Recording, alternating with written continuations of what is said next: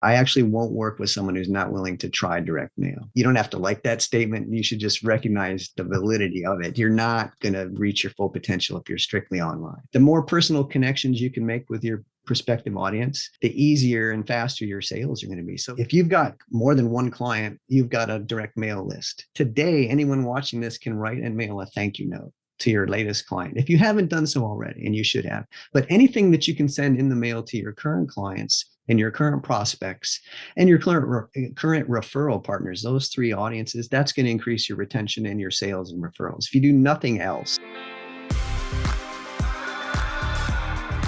Would you like to make real connections in the digital world? Yes, real connections that are going to give you more leads and more sales for your business. Well, stick around today because we're going to get you through the pain of that. So you learn how to be yourself, how to create human-to-human connection, and really take your business to another level.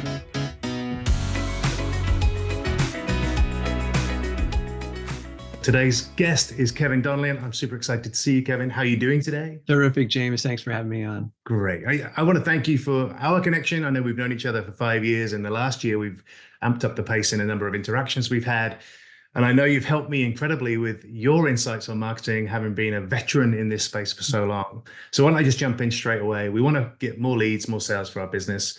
What's the new way to do business today? So it's a way that's over 100 years old. It's kind of a contradiction, but really the successful businesses that you can study over time, I'm thinking of the Fuller Brush Company, Wrigley Chewing Gum, and there are others, Amazon also. They grow and become wildly successful by listening to what their buyers want and then selling it to them. And don't guess, listen to what they want. They'll tell you and then sell it to them. The new way, which Wrigley and Fuller and other entrepreneurs 100 plus years ago didn't have, is to sell them online. But the way that you don't want to ignore, and the way Amazon's not ignoring either, is to also sell them offline. Amazon uses direct mail. Fuller Brush, Wrigley mailed out chewing gum to every child in America at one point. They were big direct mail people. And so the new way, in my estimation, is to listen to what your buyers want, sell it to them online and offline. It's that combination of listening, giving them what they want, and using those two marketing methods: online, which we're all familiar with, and then offline. And to loop back, you and I met where? Online? No, we met in a conference. We met offline, face-to-face at a magnetic marketing conference in California. That's right. And I can tell you that my longest standing relationships, either with, referral partners, network partners, clients, whoever, it starts offline. And then, of course, I keep in touch with them by email. You and I connected on LinkedIn.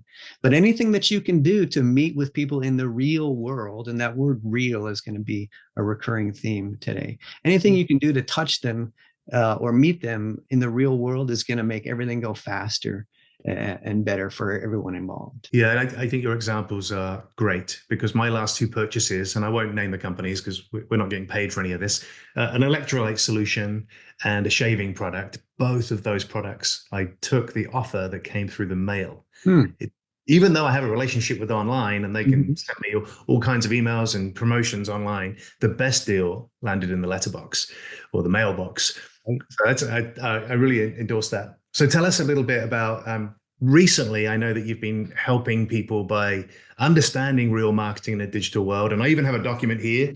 It's kind of, you shared me a copy of this, and I want people to take this. So in the show notes, we'll give you a way of accessing this as well. But tell us a little bit about what's inside the document and the direction that goes to give people a better sense of the things you opened up with. Well, it's I just alluded to the history of, I've just picked two examples: the Fuller Brush Company and Wrigley Gum. They grew from initial stakes of $375 to start. And I think Wrigley started with $95. It might've been $30. They grew to multi-million dollar businesses without the internet, but the principles are still the same. They listened to what people wanted and they gave it to them. Fuller Brush Company, he went around door to door starting, I think it was 1906. And he just listened, and he was calling on housewives during the day. What do you need? I need a brush to clean spittoons. I need a brush to clean between, the radiator pipes, all these. And he just went home and made the brushes and came back and sold them. And his first day on the job, I think he made $275 on New Year's Day, 1906, which is, he made $9, the equivalent of $275 today. That's a good day's work for an Uber driver. And this was in 1906. So he was on to something right away, Alfred Fuller. William Wrigley started out selling soap, and he gave away baking powder. And the baking powder was so popular that he started selling the baking powder, giving away gum. It turns out, no, they wanted the gum. So he iterated, he listened, and he went from, he came to Chicago, I think, with $30 in his pocket. At his death, he was worth something like 20 million, which is about another zero in today's dollars, by listening and paying attention. Oh, they don't want the soap. Oh, they don't want the baking powder. They want the chewing gum. So this is what it means to just listen to what your buyers want and then sell it to them. That's the history going back, and it goes back to the first. I think it's vital because I think most people would probably say, well, I'm not going to walk door to door now if I can get it online. So let me ask you about that. Mm-hmm. Can the digital world give us a faster mechanism to understand exactly what that voice of the customer is? Kind of phrase. Sure. Yeah, that's I'm not a digital caveman. I mean, I was webmaster for FedEx.com for over 2 years, from 1996 to 1998. So I was literally present at the birth of e-commerce. This is how I've earned my living. So don't think that I hate the internet. I love it. But, so in terms of using the internet to find out what people want, absolutely. There's a method I've come up with over the years. I call it the voice of the buyer copywriting. And a couple of ways to go about it. One is to gather all of your reviews, your online testimonials from LinkedIn, for example, anything that's on your website, Yelp reviews about your business. Just what are the people saying about your business? You gather all those comments together, and you look at it. And before AI, I did this as a copywriter. I would have to marinate in that information for 2 or 3 days and wait for patterns to emerge. And then I would tell my client, here's what people want. You can certainly analyze it before AI, but now with Chat GPT or whatever your tool, you can just dump 50, 75 reviews into Chat GPT and say, what are the themes? What are the problems people have in their own words? What are their goals, their dreams, their fears? And it'll give you actual words with quote marks. Here's what their problems and their dreams are. This is as useful or more useful than a $10,000 focus group. I know this for a fact because I've been in focus groups. One of my clients commissioned one for $10,000, and it gave him similar feedback. So that's one method. That's analyzing your business. More broadly, and this is a real interesting one, is to analyze your industry and go search for your industry keywords plus the word Reddit, which is that discussion thread. Search Google for that. So, auto insurance, Minnesota, Reddit, car repair, Cleveland, Reddit. And there's a discussion group on Reddit for everything. And I mean everything. And what you'll find is people talking, bitching, moaning, extolling the virtues of your competitors, maybe even you. Try searching for your business in Reddit. You may or may not be happy with what you find, depending on how big your business is. But the Reddit trick, this is just, I can do days of market research in about 10 minutes. And a recent example was for a client of mine who sells to dentists. And I've written a lot of stuff for dentists over the years, but I was looking for something very technical. He has a very technical product. And I found it took me about 30, 45 minutes. I found one thread on Reddit with just buzzwords about patience. And I can't even remember what it said. It was literally Greek to me, but I knew it was very important and authentic because they had a bunch of replies, and I knew it was in line with what we were selling. So I pretty much took that 4 or 5 line paragraph verbatim, put it in the sales letter for my client, and we ended up getting his best result ever. We filled a room with dentists for a 2-hour seminar, and that was one of the main selling arguments: is if you come here and learn how you can have this kind of an outcome. And I just took the stuff verbatim, and that was just literally speaking the language of the dentists. And so, boom, it was I've done this over and over with clients, but this one just happened a couple of months ago. So either search for your client reviews or search for your industry reviews, whether it, however you do it. But AI and other tools, Google, of course, just help you do this in minutes or hours instead of days or weeks. Yeah, I was going to ask you, and I think Reddit, for anyone watching, delete all the social media apps off your phone and put Reddit on. Yeah, start studying Reddit. If you're a marketer or you're in business and you're in charge of your marketing, it's going to drive a faster outcome. Yeah, and we've done that in our property. It's kind of, instead of scrolling social media, you'll get more value by reading people's opinions. Right. It's very. I can't overemphasize the value. It's tens of thousands of dollars in market research at your fingertips for free. So Yeah. do what you want with that. Yeah, and I think you said in there somewhere that Amazon reviews is another good Yeah. resource as well. Yeah. You can take a look at competing products or even your product, Mhm. and see what people are saying about it. And then you also talked a little bit about the amount of effort somebody can put into that is minutes and if not minutes and days, or hours, days. Um, but tell us a little bit about the importance of that research as it relates to then crafting a message, because I want to make sure people understand what Mhm. do you do with the research. When you've gathered all the research, yeah, sure, you're going to put it into sales and marketing copy, but tell us a little bit about the process of how might someone think about doing that so that they got something that connects to their consumer, and how do they test it? Before there's marketing, there's your product or service. And if you do that correctly, it markets itself. There's a great saying, advertising is the price you pay for being unremarkable, right? So use the comments online as ways to make sure, are we giving people what they want? So I'll look to Amazon, for example. They have tools. They go out and search Reddit. They go out and search for raw comments. They're not just taking feedback on, because Amazon's full of ways to give them feedback. And that's how they grew. Google's the same way. Google always has been split testing, always giving you two versions of a web page since their inception back in the 90s. And it just kept getting better and better and better because they gave people what they wanted. That's, split testing as a concept. But in terms of listening to what people say, Amazon goes out and listens every day to what people are posting on Reddit and other places about them, and it helps them shape their product and service offering. I think Amazon Prime came out of the idea that people just want it faster and cheaper, so they just said, "Oh, let's do free shipping," and boom, it took off in an entirely new direction. So you should be using social media to see what people want. This will help you produce better products and services.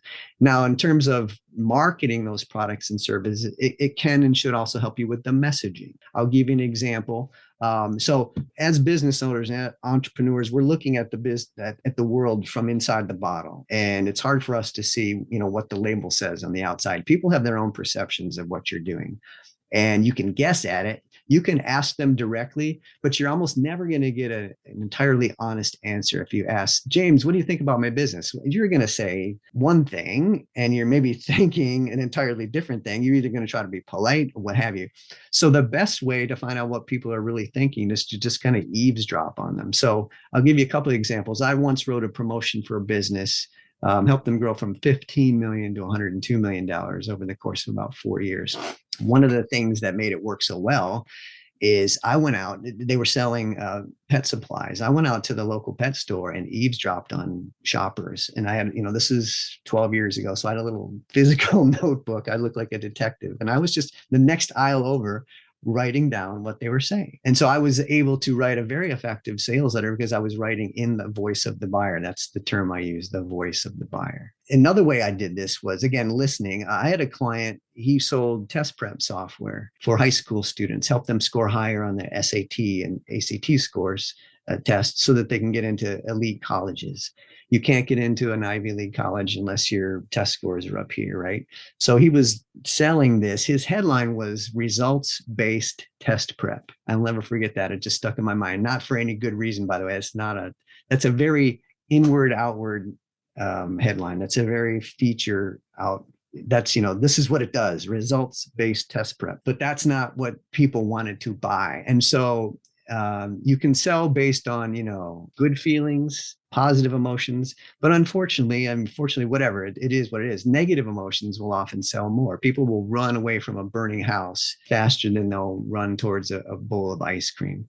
So I was just listening for what I went to Kumon, which is where these same kids are going. They're going to Kumon for after school tutoring. And it turns out I was taking my daughter there twice a week anyway. So I always had my ears open. And one day I saw a girl talking to her parents, and her parents brought her a letter. She opened it, and it was from her college she wanted to get into. And she said, "Mom, Dad, I got rejected." And I thought, there's the headline. There's the headline. Because parents are running away from that burning building. They will do anything to spare their kid, from rejection.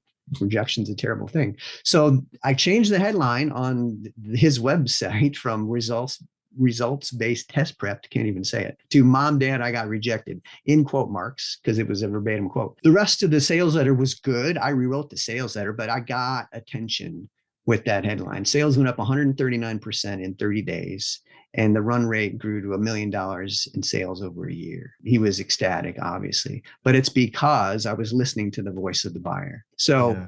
I guess, to sum up, I would say your best headline may be just out there in the wild. Yeah. You have to write it if you can hear it. Perfect. This is all awesome stuff. It's helping me, and it's probably helping people watching. And I want to draw your attention, people watching, to the document.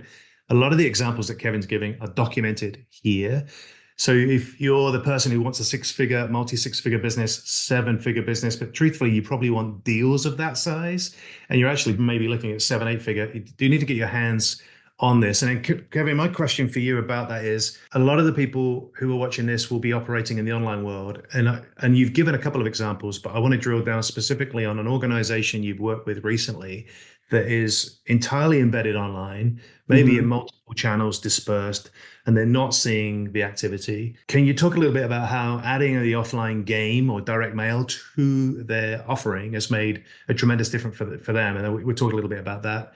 And then we'll navigate a little bit to you as we go on this conversation. Well, I would qualify that by saying there's really no client I'm working with who is entirely online. I actually won't work with someone who's not willing to try direct mail. So, and this is just, you don't have to like that statement. You should just recognize the validity of it. You're not going to reach your full potential if you're strictly online. You're just cutting yourself off at the knees if you're doing that. Now, having said that, I mean, the example I just showed you, we took an offline headline and I put that on his website. He was doing no direct mail, the test prep guy. So we changed his emails to reflect that messaging. So that was strictly an online success story for him. I found the headline offline, put it on his website, and that changed the game for him. So these, this idea of being online only, just think about, finding the messaging in the wild and putting it on your website.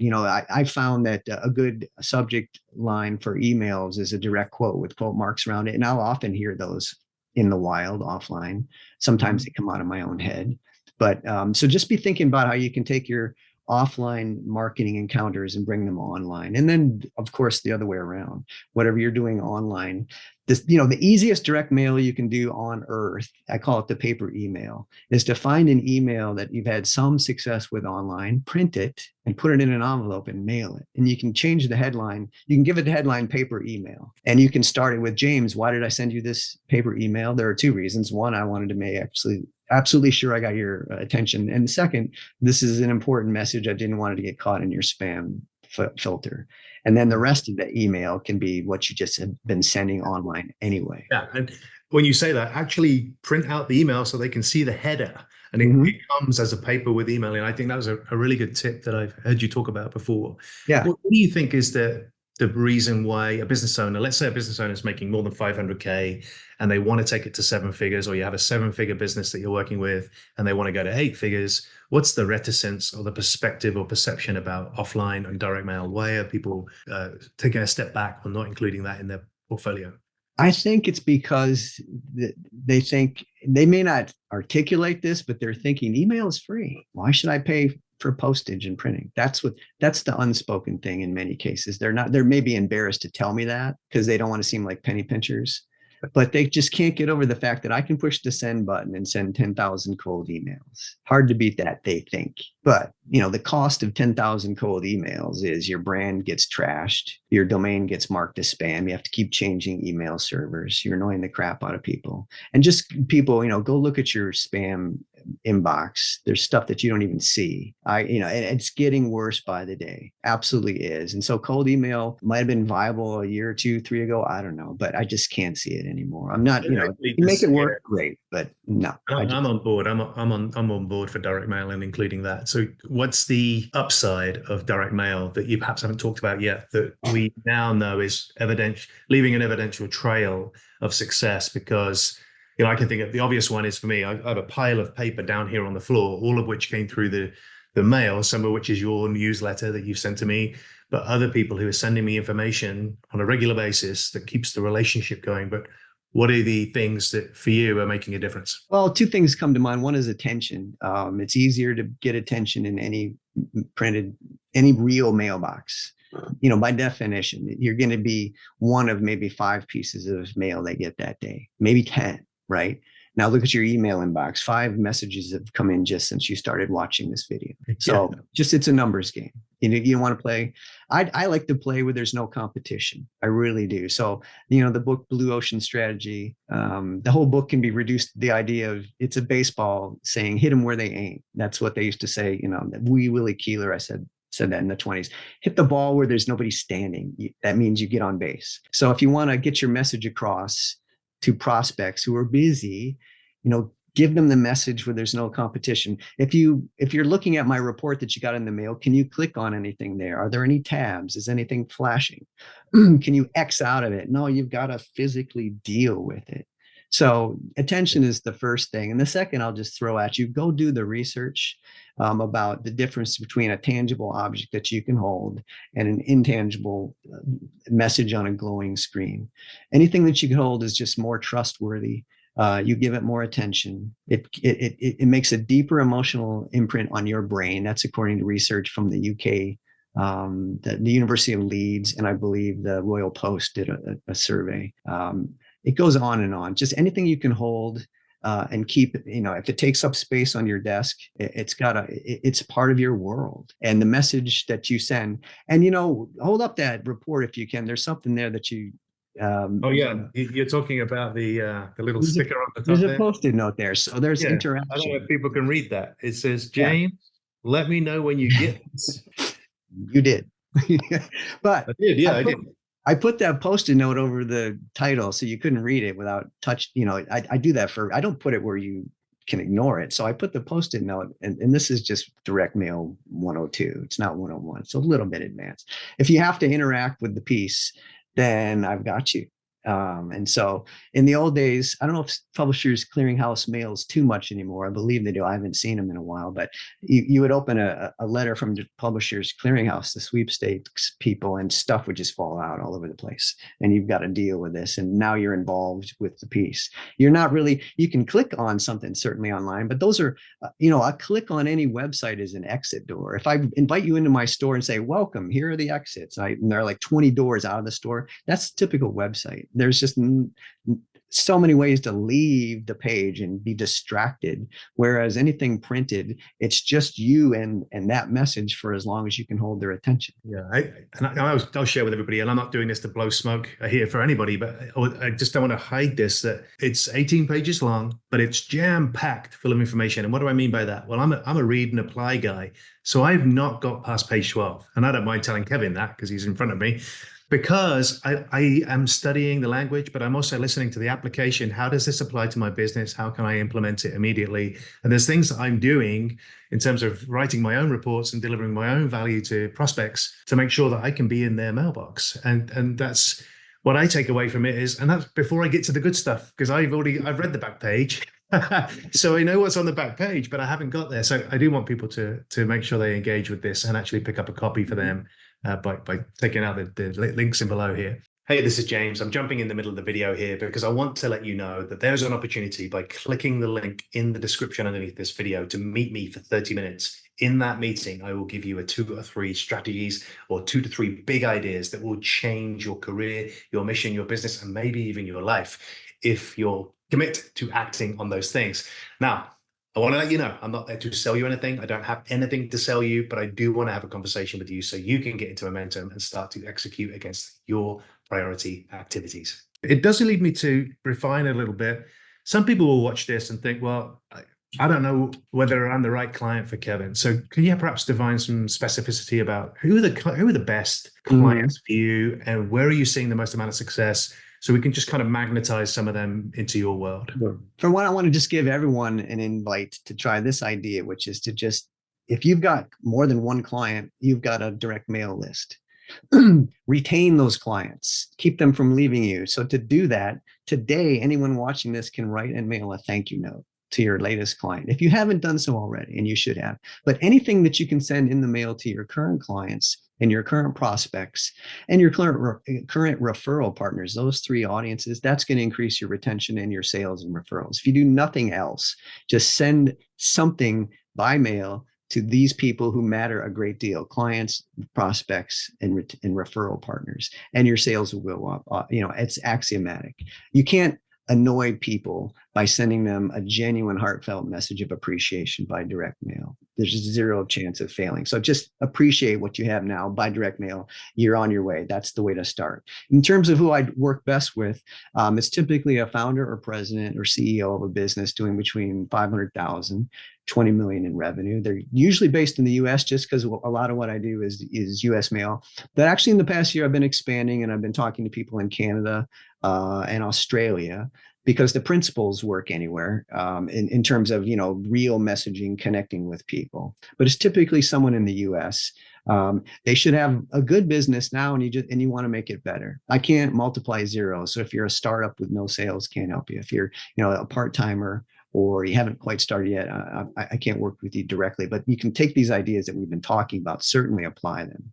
And my ideal client is, they've got a good website, they've got good elements in place, and they're willing to either expand on direct mail or maybe even try it for the first time. But they should be, adventurous enough to realize that you can certainly be efficient online by sending 10,000 cold emails. But if you want to be effective, it can really help you move the needle to mail 100 direct mail pieces to a targeted audience offline. So never confuse being efficient with being effective. And if people can agree with those ideas, we should talk. That's awesome. Absolutely awesome. Okay, I want to turn the attention spotlight now is on you more than your business.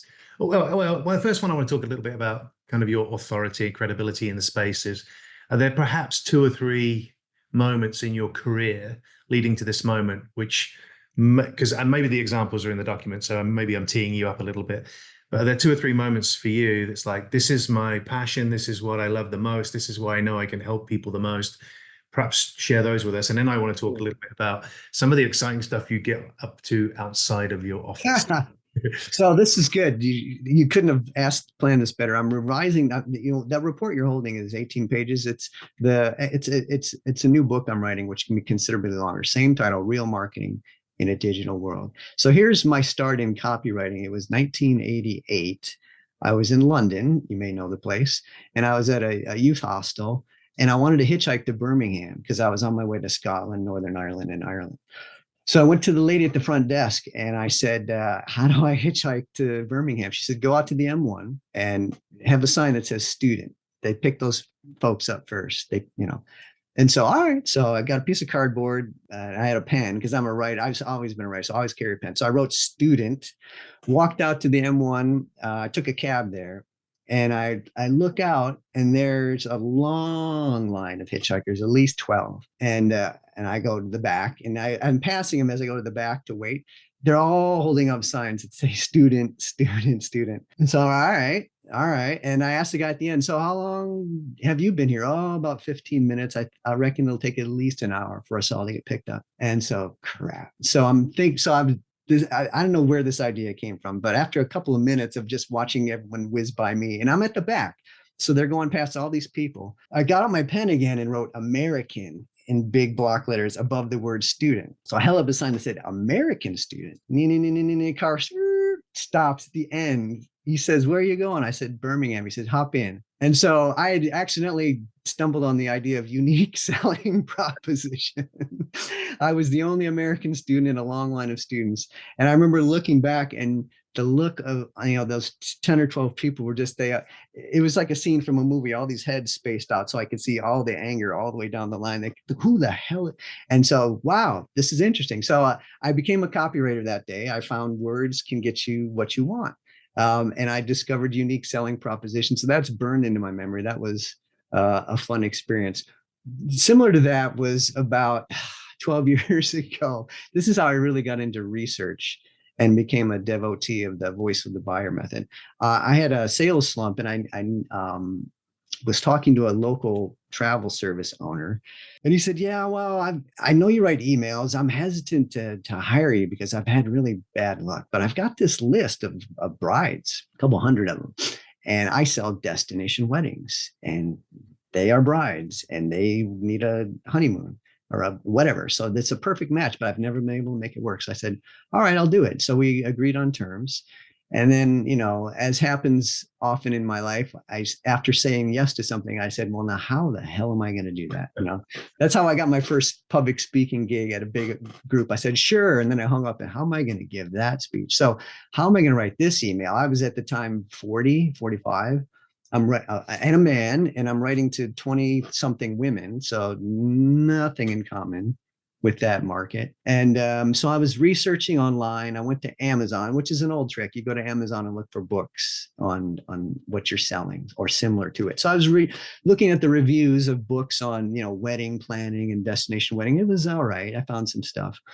And then I thought, well, what about blog posts? Because, that's the language there is a bit more raw and real and down to earth. So I found blog posts written by brides about their weddings and honeymoons, and that was better. The language is more raw, but time's running out, and I've got to find some selling angles for this email that I'm going to write. And then I realized, well, wait a minute, this one blog post is like 75 comments. What's this about? So that means this has hit a nerve. And I'm looking at the comments, and it was all this language with exclamation points and italics and bold, and wow, there's a lot of emotion there. And I remembered a quote I'd heard from Eugene Schwartz, who is a late great copywriter. This has always stayed with me. He said, you don't have to have great ideas if you can hear great ideas. So that's my overarching idea of listening to what people want so that you can sell it to them. You don't have to have great ideas if you can hear great ideas. But then I realized, well, wait a minute, and I looked at the one, and I'm going to say this from memory. It's pretty accurate, I think. Nobody knows what it's like to be the bride, exclamation point. And bride is all caps. Nobody knows what it's like to be the bride. It's like people forget you have a life. Everyone wants something from you. And it's just crazy. It was just very emotional. And I thought, bing, bing, bing, just, it when you see it. So I go, this is going in the email. And so I found a bunch of other comments similar to that, but I wrote the email, and up near the top is, nobody knows what it's like to be the bride. You're busy. Everyone wants a piece of you, and people forget that you have a life and you're trying to plan this wedding. And I wrote it from, this is another thing I did. His previous emails had come from him. His name is Earl. It's like the most non-feminine name. Earl is writing this letter. So no, this email is coming from your wife. And I think her name was Barb. So I changed the author of the email, but more importantly, I filled it with that emotional language, which I found from the comments on the blog post. And so we sent it out, and he would have been happy, he said, with, I think, 3 or 4 responses, because that's what he had been getting. We got about 12 or 15, something like, quadruple what he wanted, tens of thousands of dollars, sold 3 really expensive high-end destination weddings and some other sales as well. So he was thrilled. And that's when I realized, whoa. So my twist on that old comment from Eugene Schwartz is, you don't have to write great sales messages if you can hear great sales messages. And I heard that voice of the buyer just by going through comments on blog posts. And the modern equivalent, as we just spoke about earlier, the easier, faster way to do that now is to search Reddit. Back in the day, I had to go to blog by blog. Research, yeah. Now you can get it in one place. So it's totally worth it. I want to just show the report one more time so people get it. It says on the front here, $204 million worth of ideas inside.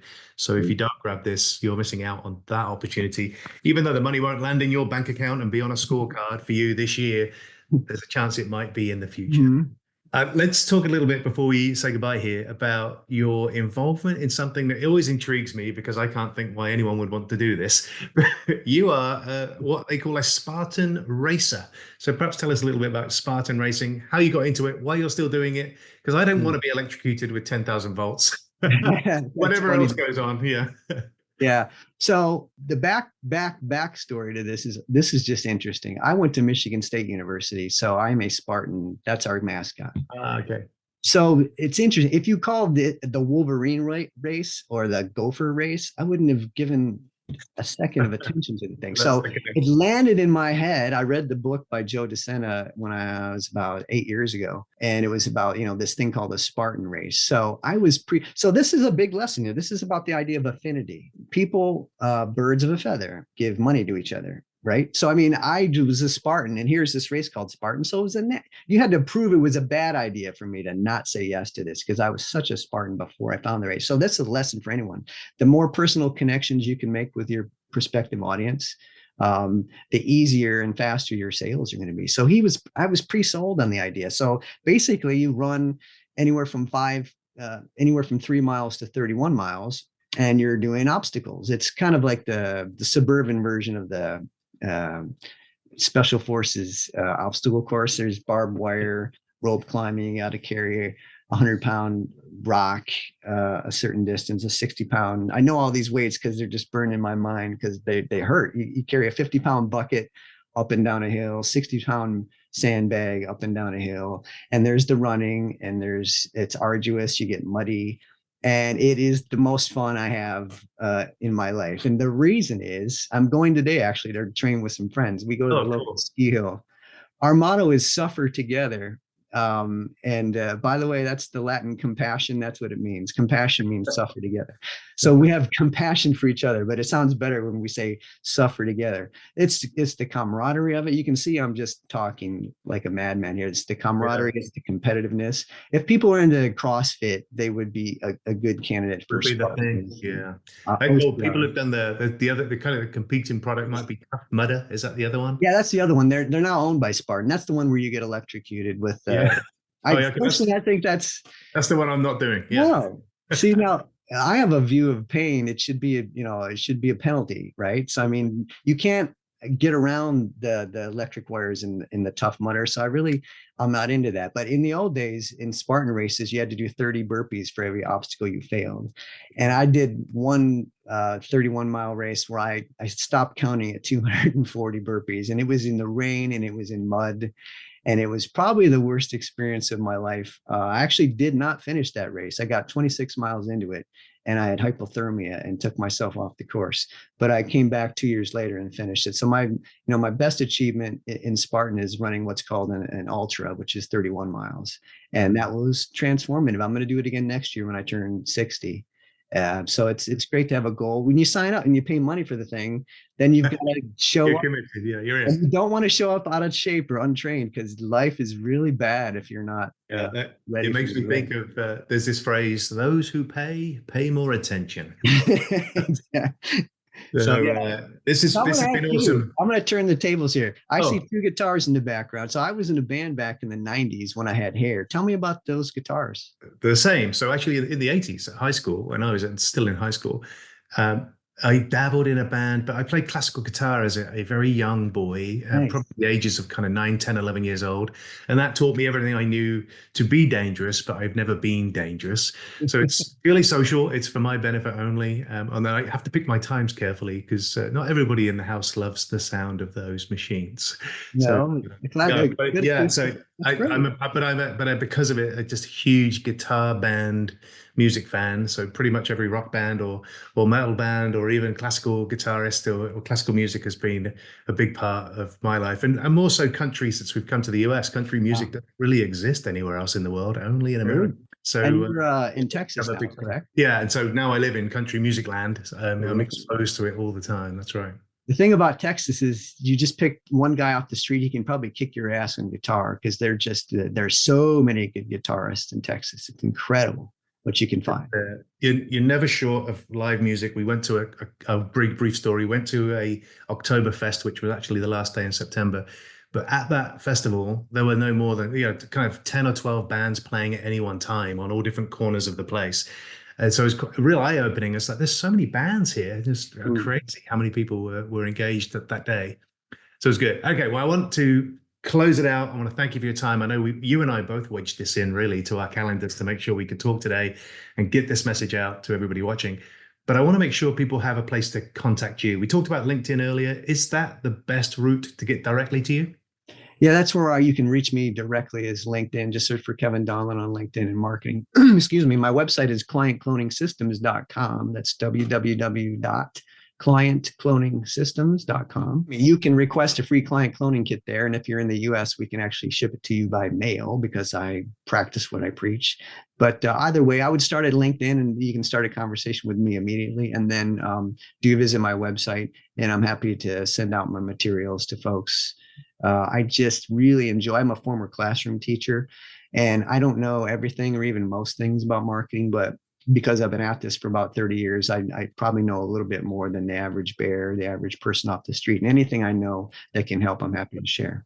There's another wonderful phrase perhaps to wrap this up on is, we all know this much about this much, but you need to find the other people who know that bit. A little more, yeah. Just keep bolting that on. Thank you, Kevin. I appreciate your time today. And for those watching, make sure you contact Kevin. Make sure you go down in the description here and visit the website, visit to get your Real Marketing in a Digital World report. You will not be disappointed if you're a business owner looking to take your business way beyond a 7- and 8-figure number. Thanks very much, everybody. Bye-bye. If you enjoyed that video with Kevin just now, we just went through Real Marketing in a Digital World. I want you to take a look at this next video. If you click on this video, you're going to learn a little bit more about how you can grow your business in this year. We'll speak to you real soon. Just go click the video.